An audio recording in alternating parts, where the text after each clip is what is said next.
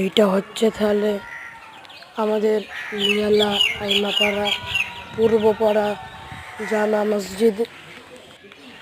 এই মসজিদে নামাজ হয় আজান অথবা জামাতের সাথে নামাজ হয়।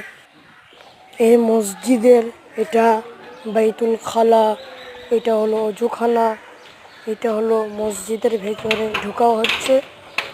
এই মসজিদের ভেতরে বিভিন্ন রকমের জিনিস শুদ্ধ আছে, যেরকম কি কোরআন শরীফ, নমাজ পাটি।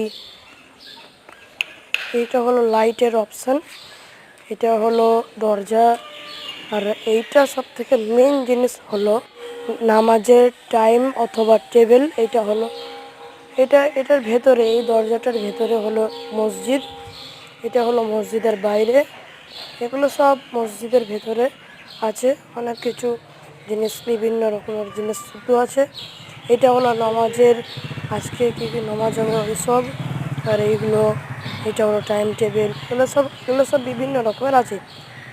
চলো তাহলে বন্ধুরা, আবার আমরা পরে মিলছি ইনশাআল্লাহ।